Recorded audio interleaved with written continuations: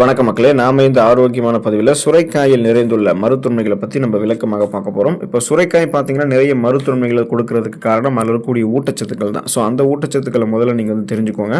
சுரைக்காயில் பார்த்தீங்கன்னா 96.1% நீர் சத்து, புரதச்சத்துக்கள் வந்து பார்த்தீங்க அப்படின்னா 0.2%, 0.1% ஆரோக்கியமான கொழுப்பு, அதுக்கப்புறம் தாது உப்புக்கள், நார் சத்துக்கள், கார்போஹைட்ரேட்டுகள், இந்த மாதிரி வந்து பார்த்தீங்கன்னா விட்டமின்ஸ் மற்றும் மினரல்ஸ் போதுமான அளவுக்கு நம்முடைய உடலுக்கு வேண்டிய அத்தியாவசியமான ஊட்டச்சத்துக்கள் சுரைக்காயில் இருக்குங்க. அந்த சுரைக்காய் எடுத்துக்கொள்ளும் போது கிடைக்கக்கூடிய நன்மைகளை நம்ம விளக்கமாக பார்ப்போம். அதை பற்றி பார்க்கறதுக்கு முன்னாடி இந்த வீடியோக்கு மட்டும் ஒரு லைக்கை கொடுத்துட்டு இந்த தகவலை உங்களுக்கு தெரிஞ்சவங்களுக்கும் ஷேர் பண்ணிடுங்க. ஏன்னா அது அவங்களுக்கும் பயனுள்ளதாக இருக்கக்கூடிய ஒரு ஆரோக்கியமான பதிவு தான். இது போன்ற அப்டேட்ஸ்கள் நீங்கள் தொடர்ந்து பார்க்கறதுக்கு நம்மளுடைய ஹெல்த் நியூஸ் தமிழ் சேனலை மறக்காமல் சப்ஸ்கிரைப் பண்ணி வச்சுக்கோங்க. பக்கத்தில் இருக்கக்கூடிய பெல் பட்டனையும் கிளிக் பண்ணி ஆல் அப்படின்ற ஆப்ஷனையும் செட் பண்ணி வச்சுக்கிட்டீங்க அப்படின்னா நாங்கள் போடக்கூடிய எல்லா அப்டேட்ஸும் உங்களுக்கு நோட்டிஃபிகேஷன் அடிக்கடி வந்து சேரும். சரிவாங்க மக்களை, இப்போ வீடியோக்குள்ளே போயிடலாம். மனிதர்களினுடைய உடலில் இருக்கக்கூடிய கல்லீரல் மிக முக்கியமான ஒரு உறுப்புங்க இல்லையா? ஸோ இந்த கல்லீரலை நீங்கள் பாதுகாக்கணும்னு நினைச்சீங்கன்னா சுரைக்காய் உங்களுடைய உணவுகள் எடுத்துக்கலாம். இப்போ நமது உடலில் இருக்கக்கூடிய கல்லீரல் வந்து பார்த்தீங்கன்னா நம்மளுடைய உணவுகளில் இருக்கக்கூடிய விஷத்தன்மைகளை முறித்து உடலுக்கு நன்மைகளை செய்து இப்படியான கல்லீரலை ஆரோக்கியமாக வைக்கணும் அப்படின்னா நம்ம தொடர்ந்து சுரைக்காயில் நம்மளுடைய உணவுகளை சமைத்து எடுத்துக்கொள்ளலாம். இதனால் கல்லீரலில் படிந்திருக்கக்கூடிய நச்சுத்தன்மை முற்றிலுமே நமக்கு நீங்கிவிடும்.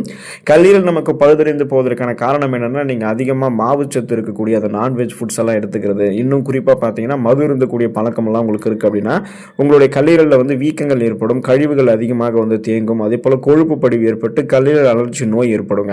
அதெல்லாம் ஏற்படாமல் தடுக்கணும், கல்லீரலுடைய செல்களை மீண்டும் மீண்டும் புதுப்பிக்க வைத்து கல்லீரலை ஒரு ஆரோக்கியமான உறுப்பாக மாற்றணும்னு நினைச்சீங்கன்னா நீங்கள் சுரைக்காய் உணவுகளை எடுத்துக்கொள்ளலாம்.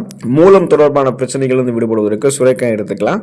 சுரைக்காயில் ஃபைபர் என்று சொல்லக்கூடிய நார் சத்து அதிகம் இருக்குங்க இல்லையா? ஸோ இதனால் இது வந்து சீரற்ற குடல் இயக்கம், கடுமையான மலச்சிக்கல், வயிற்று வலி, வாயு பிரச்சனை, வயிற்று பொறுமல், குடலில் ஏற்படக்கூடிய அல்சர், புண்கள், இந்த மாதிரி பிரச்சனை எல்லாத்தையுமே உங்களுக்கு வந்து கியூர் பண்ணிவிடும். அதுக்காக நீங்கள் தினமும் வந்து பார்த்தீங்கன்னா ஒரு வேளை சுரைக்காய் உங்களுடைய உணவுகளை சமைத்து எடுத்துக்கொள்ளும் போது இந்த அல்சர் புண்கள் முக்கியமாக சரியாயிடும். வயிற்றில் ஏற்படக்கூடிய பாதிப்புகள், மலச்சிக்கல் போன்றவையெல்லாம் தீரும். குறிப்பாக உங்களுக்கு வந்து பைல்ஸ், அந்த மூல நோய் இருக்கிறவங்கலாம் பார்த்தீங்க அப்படின்னா சுரைக்காயை வந்து சிறந்த ஒரு மருந்தாக உங்களுக்கு நீங்கள் உணவாக அதை எடுத்துட்டு இருக்கலாம்.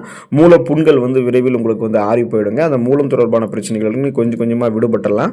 ஸோ அதனால் உங்களுக்கு அந்த மூலம் தொடர்பான பாதிப்பும் இருக்காது. மூலம் வருவதற்கான அந்த அறிகுறி அது எல்லாத்தையுமே நீங்கள் வந்து முன்னாடியே தடுத்துக்கலாம். ஏன்னா செரிமானம் சார்ந்த பிரச்சனைகள், நாள்பட்ட செரிமானம் சார்ந்த பிரச்சனைகள் இருக்குது, தீவிரமான மலச்சிக்கல் பிரச்சனைலாம் தொடர்ந்து பல நாட்களுக்கு நமக்கு இருக்குன்னா அது எல்லாமே பைல்ஸ் ஏற்படுறதுக்கு நமக்கு வந்து வழி வகுக்குங்க. ஸோ அதனால் நீங்கள் அந்த பைல்ஸ் ப்ராப்ளம் வரக்கூடாதுன்னு நினச்சிங்கன்னா மஸ்ட்டு செரிமானம் சார்ந்த பிரச்சனைகள் வராமல் தடுத்துக்கொள்ளணும். அதுக்கு நீங்கள் தொடர்ந்து உங்களுடைய உணவுகளை சுரைக்காய் எடுத்துக்கொள்ள வேண்டியது நல்லது. தூக்கமின்மை பிரச்சனைகள் வந்து விடுபடுவதற்கு சுரைக்காய் எடுத்துக்கலாம். தூக்கமின்மை ஒரு மனிதனை மிகவும் அவஸ்தைக்குள்ளாக்கக்கூடிய ஒரு பிரச்சனை. அப்போ தூக்கம் நமக்கு சரியாக இருந்தால் தான் மறுநாள் நம்ம ரெஃப்ரெஷ்மெண்ட்டாக புத்துணர்ச்சியாக சுறுசுறுப்பாக செயல்பட முடியும். இப்போ நீங்கள் ஒரு நாள் நல்லா தூங்கலைன்னா அடுத்த நாள் சுறுசுறுப்பாக செயல்படுவீங்க. ஆனால் அடுத்தடுத்த நாட்கள்லாம் உங்களுக்கு வந்து பார்த்தீங்கன்னா ஸ்ட்ரெஸ், டென்ஷன், டிப்ரெஷன்லாம் அதிகமாகிட்டே போகும். எந்த வேலைகளை நீங்கள் செஞ்சாலும் சுறுசுறுப்பு உங்களுக்கு இருக்காது.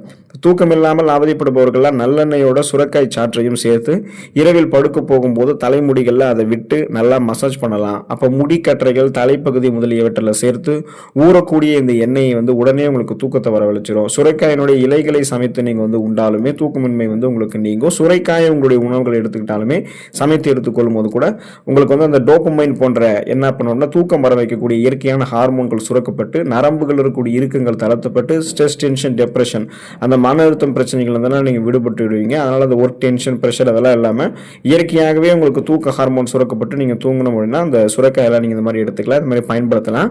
பிபி என்று சொல்லக்கூடிய பிளட் ப்ரெஷர், அந்த ரத்த அழுத்தம் பிரச்சனைகள் வந்து விடுபடுவதற்கெல்லாம் நீங்கள் வந்து சுரைக்காய் எடுத்துக்கலாம். ரத்த அழுத்தம் நோய் இக்காலத்தில் பலருக்கும் இருக்குங்க. அதீத ரத்த அழுத்தம் ஏற்பட்டு அதை குறைக்க விரும்புபவர்கள்லாம் ஒரு துண்டை சுரைக்காய், விதையை நீக்கிய ஒரு நெல்லிக்காய், இதை வந்து நீர் விட்டு அரைத்து சாறு பிழிந்து வாரம் இருமுறை காலையில் வெறும் வயிற்றில் பருகி வந்தாங்க அப்படின்னா அதீத ரத்த அழுத்தம் விரைவில் அவங்களுக்கு வந்து கட்டுக்குள்ள வந்துருங்க.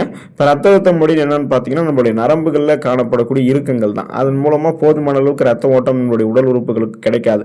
இதனால் இதயத்திற்கு கூட போதுமான ரத்த ஓட்டம் கிடைக்காதால மாரடைப்பு, பக்கவாதம், இதய தமனிகளில் வீக்கம் ஏற்படுதல், இதய தசைகள் வலுவிழுந்து போகுதல் போன்ற பக்க விளைவுகள் ஏற்படலாம். அப்போ நமக்கு அந்த நரம்புகள் இருக்கக்கூடிய இறுக்கங்களை தளர்த்தி ரத்தத்திலிருந்து நம்மளை விடுபட வச்சு இதயத்தை ஆரோக்கியமாக வைக்கணும் அப்படின்னா நம்ம தொடர்ந்து சுரைக்காய் எடுத்துக்கிட்டோம்னா பிபி ப்ராப்ளம் கண்ட்ரோல் ஆகிடும். நமக்கு இதயமும் ஆரோக்கியமாக இருக்குங்க.